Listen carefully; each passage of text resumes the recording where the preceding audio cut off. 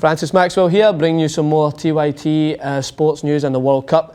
Group D, so get your cannons and your guns ready. I'm probably going to take a lot of hits here with England in this group. Sorry for any fans that are offended out there. I'm just a little bit jealous because Scotland never make it to any World Cup. But anyway, here we have the group. We have Costa Rica, England, Italy and Uruguay.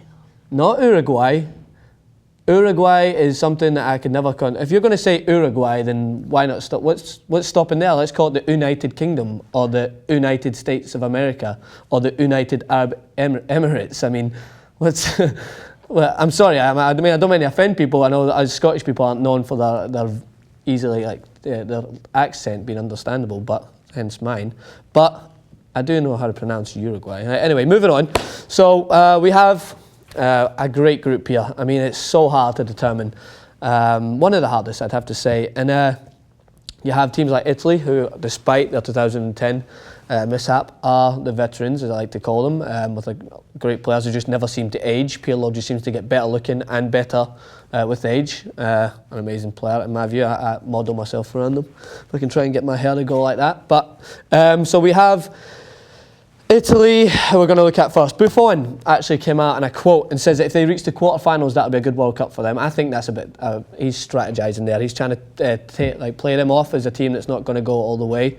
But in Euro 2012, they are tipped to struggle, and they actually went through to the final and lost to Spain. So with that, I think Italy, in my view, will still be the team to go through this competition.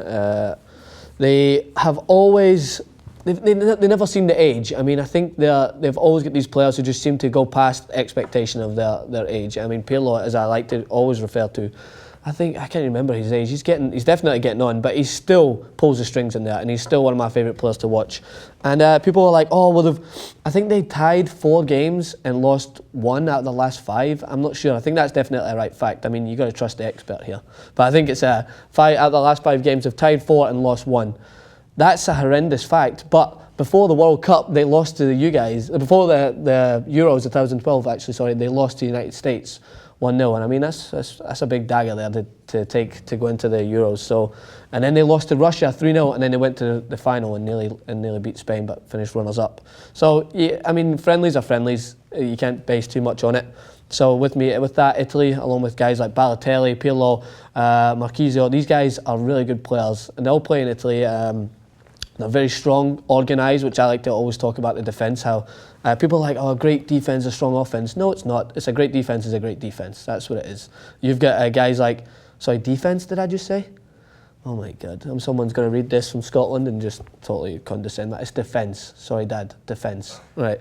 Moving on from Italy, you've got Uruguay and England, as we see here. So England play Italy in the first game. So this is going to be huge. Uruguay play Costa Rica. And I think they're going to win that game, so therefore it puts a lot of stress on England. But bear with me here. Drum roll. I think England will go through in this group. They somehow always pull it out from nowhere. I really like what Roy Hodgson's done this year with their team. He's brought in a lot of younger players, and as much as it kills me to say it, I think they could do well. I mean, I've always condescended how they seem to stick to the deadwood. I think Lampard's a good player, but it's a good decision to kind of keep him out in the dark and totally get rid of Rio Ferdinand and John Terry and bring in guys like Gary Cahill, Phil Jagielka, Leighton Baines and Glenn Johnson. That's a starting 4, and that's a very good, youthful, strong back 4. Definitely hard to break down with Joe Hart in the net, obviously. And then midfield, there's new faces coming in. Wilshere. Steven Gerrard had a great season for Liverpool. So with that, him and Sturridge and Wayne Rooney, if he finally steps up, and manages to grab himself a World Cup goal. I think England are going to be the team to sneak through this group. As I said, it's so hard to predict. I think Italy will go through. I can suggest that England will probably get a tie with Italy, 0-0, probably sneak by Costa Rica, and I think they can beat Uruguay. Here's why. Uruguay, they're a great team, there's no doubt. They've got Suarez and Cavani. Like going forward, they blew teams away in their qualification, 4-0, 5-0, but they also lost big games to teams like, I think they lost 4-1 to Bolivia, and 3-0 to Argentina, which isn't as bad, but that's big numbers to be racking against you. The defensive ability isn't as strong as I think England's is, and with that, they could leak some goals in there. Unless Suarez and Cavani are hitting hard and they're banging in the goals, then it can be complicated. But not to rule out Costa Rica. I mean, I'm not here to offend anyone and not give them a shout out. on this. But I think England and Italy are going to be my team tip through this. So all you English fans out there that have been already writing my death sentence, give me a little break. I think that they might go through this one. Francis, real quick.